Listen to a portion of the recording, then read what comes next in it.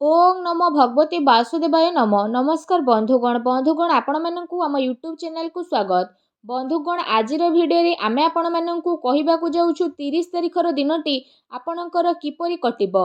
जदि आमे कहिबा ए दिन आपणक पई किपरि साब्यस्त हेबो ता सहित जदि आमे कहिबा केउ केउ क्षेत्र रे आपणकु फायदा हेबो केउ सबु जिनिस रे आपणकु सावधानता अवलंबन करबाकू पड़िबो आपणकर लव लाइफ किपरि रहिबो क्यारियर किपरि रहिबो बिजनेस आउ व्यापार किपरि रहिबो ता सहित स्वास्थ्यर महत्वपूर्ण इनफॉरमेशन मध्य आमे भिडियो रे आपण मानकु कहबू आ भिडियो शेष रे आमे आपण मानकु गोटे उपाय विषय कहबू जहा द्वारा आपण आजिर दिन को आहुरी अधिक शुभ और मंगलदायक साब्यस्त करि परिबे। तेणु आगो को भिडियो आरंभ करबा पूर्व आपण को हमर रिक्वेस्ट कि जदि आपण हम चैनल रे नुआ आछंती तो चैनल को सब्सक्राइब करंतु सांगरे नोटिफिकेशन बेल को मध्य ऑन करंतु जहा द्वारा समय समय सह प्रति भिडियो नोटिफिकेशन आपण को सर्वप्रथम मिल जिवो।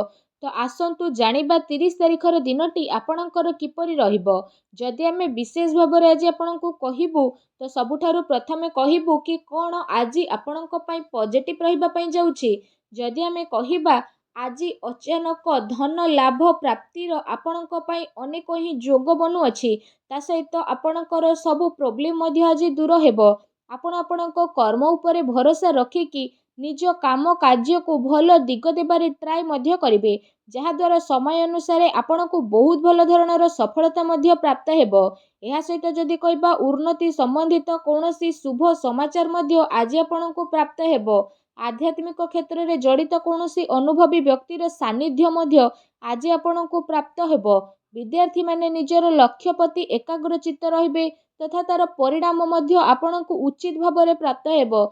एहा सहित जदि कहिबा जो काम पूर्व किछि समय अटकी रहिथिला तो से सब काम पूरा हेबार विशेष भाव में जोग बनुछि। आपणकर योग्यता एवं प्रतिभा खोलिकी लोकंक सामना को आसीबो। निज प्रतिद्वंदिता उपरे आपण सफलतार विजय मध्य प्राप्ति करिवे। आपण आपणकर व्यक्तित्व एवं नुआ विस्तार को नहीं आगो को मध्य बढ़िबे जहा द्वारा आपणकर व्यक्तित्व रे आश्चर्यजनक स्थिति देखिबाकू मिलिबो। संतानक शिक्षा एवं क्यारियर आदि संबंधित कौनसी बड़ निर्णय मध्य आज आपण नहीं पारंती। विद्यार्थी पाठपढ़ा आउ क्यारियर संबंधित समस्यार समाधान हेबो जहा पई समस्ते आपण को खुशी अनुभव रे देखिबे।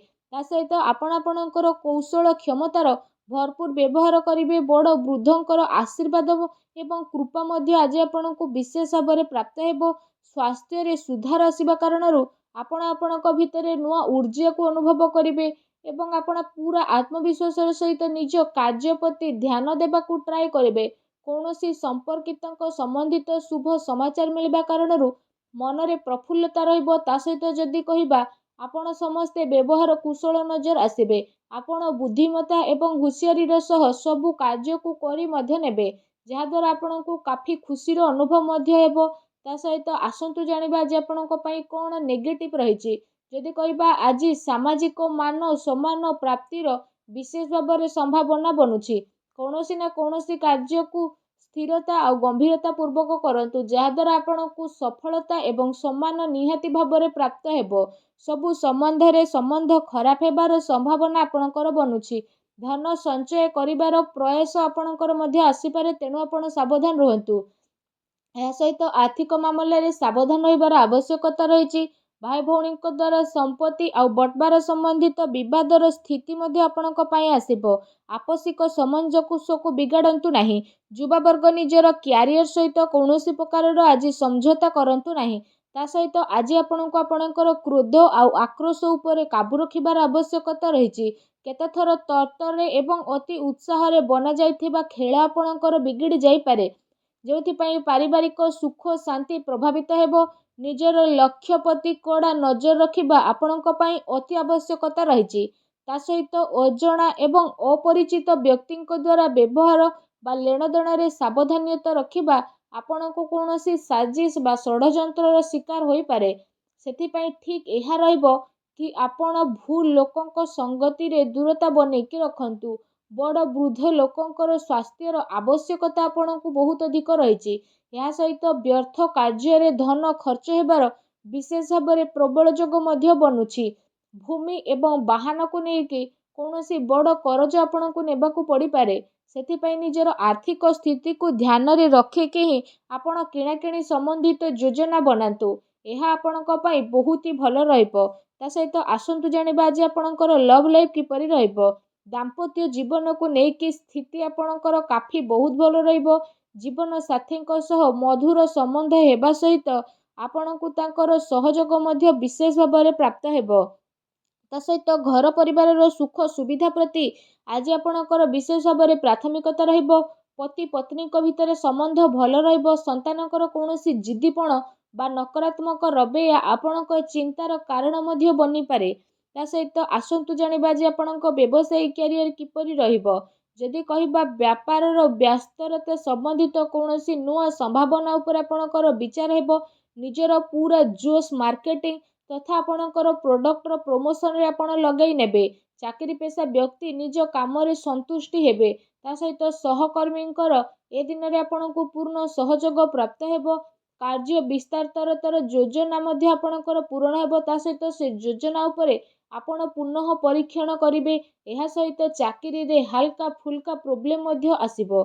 ଏହା ସହିତ ନିଜର ବୁଦ୍ଧିମତ୍ତା ଏବଂ ବିବେକର ସହ ଆପଣ ସବୁ ପ୍ରୋବ୍ଲେମର ଉତ୍ତର ମଧ୍ୟ ବହୁତ ହି ଶାନ୍ତିପୂର୍ଣ୍ଣ ରୂପରେ ବାହାର କରିନେବେ। କୌଣସି ବଡ଼ ଅଧିକାରୀ ବା ରାଜନୀତି ବ୍ୟକ୍ତିଙ୍କ ସହିତ ଯଦି କହିବା ଆପଣଙ୍କ ସାକ୍ଷାତ କାରଣରୁ ଆପଣଙ୍କ କାମ ବହୁତ ହି ଆସାନୀରେ ବନିବ। ଏହା ସହିତ କେତେ ମାମଲାରେ ଆପଣଙ୍କର ସ୍ୱାଭିମାନ ଆପଣଙ୍କ ପାଇଁ ବାଧକ ମଧ୍ୟ ବନିବ। ସେଥିପାଇଁ ଆପଣ ନିଜର ବ୍ୟବହାରକୁ ଟିକେ ଲଚିଲା ବନେଇକି ହିଁ ରଖନ୍ତୁ। ଏହା ଧ୍ୟାନ ରଖିବା ଆପଣଙ୍କ ପାଇଁ ଅତି ଆବଶ୍ୟକ ରହିଛି। କୌଣସି ଆର୍ଥିକ ମହତ୍ତ୍ୱପୂର୍ଣ୍ଣ ବ୍ୟବସାୟିକ ଗତିବିଧି ଆପଣଙ୍କର ଲିକ୍ ହୋଇପାରେ।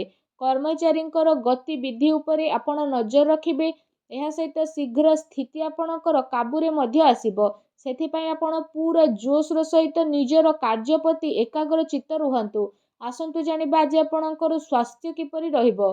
ଯଦି କହିବା ଅତ୍ୟଧିକ ପରିଶ୍ରମ କାରଣରୁ ଥକାପଣ ବା କଷ୍ଟ ଭଳି ସମସ୍ୟା ଆପଣଙ୍କର ଉତ୍ପନ୍ନ ହୋଇପାରେ। ତା ସହିତ ଅଧିକ ଗରିଷ୍ଠ ବା ତୈଳଯୁକ୍ତ ଭୋଜନ ଖାଇବା ଦ୍ୱାରା ଆପଣଙ୍କୁ ପ୍ରୋବ୍ଲେମ ଆସିପାରେ।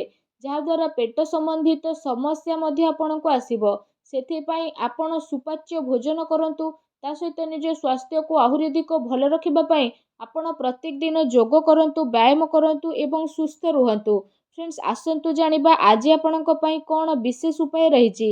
ଆଜି ଆପଣ ସ୍ନାନ ଆଦି କରିସାରିବା ପରେ ବିଶେଷ ଭାବରେ ଗୋଟେ ନଡ଼ିଆକୁ କଳା କପଡ଼ାରେ ବାନ୍ଧି ଦିଅନ୍ତୁ ଏବଂ ତାକୁ 100 ଗ୍ରାମ କଳାର ତିଳକ ଏବଂ 100 ଗ୍ରାମ ବିରିର ଡାଲି ତା ସହିତ ଗୋଟେ ତିଳ ସହିତ ଆପଣ ଭଗବାନ ଶନିଦେବଙ୍କୁ ସ୍ମରଣ କରିକି ପ୍ରବାହିତ ଜଳରେ ଭସେଇ ଦିଅନ୍ତୁ। ଏହା ସହିତ ନିଜର ମନୋକାମନା ମଧ୍ୟ ମାଗନ୍ତୁ। ଏପରି କରିବା ଦ୍ୱାରା ଭଗବାନ ଶନିଦେବଙ୍କ ଆଶୀର୍ବାଦରୁ ଆପଣଙ୍କୁ ଶୀଘ୍ର ହିଁ ବିଶେଷ ଶୁଭ ଫଳର ପ୍ରାପ୍ତ ହେବ। ତା ସହିତ ଆପଣଙ୍କ ଜୀବନରେ ଯାହା ବି ପ୍ରୋବ୍ଲେମ ଚାଲୁଥିଲା ସବୁ ପ୍ରୋବ୍ଲେମର ଅନ୍ତ ହେବ ଏବଂ ସବୁ କାର୍ଯ୍ୟ ଆପଣଙ୍କର ବହୁତ ହି ଆସାନୀରେ ଭଗବାନ ଶନିଙ୍କ ଆଶୀର୍ବାଦରୁ ପୂରଣ ହେବ। ଭଗବାନ ଶନିଦେବଙ୍କର ଆଶୀର୍ବାଦ ଆପଣଙ୍କୁ ପ୍ରାପ୍ତ ହେଉ। ସଚ୍ଚା ଦିଲରେ କମେଣ୍ଟ ବକ୍ସରେ ଜୟ ଶନିଦେବ ବୋଲି ଅବଶ୍ୟ ଲେଖନ୍ତୁ ଓ ଭିଡ଼ିଓକୁ ଲାଇକ୍ ସେୟାର କରିବାକୁ ଭୁଲନ୍ତୁ ନାହିଁ। ଧନ୍ୟବାଦ।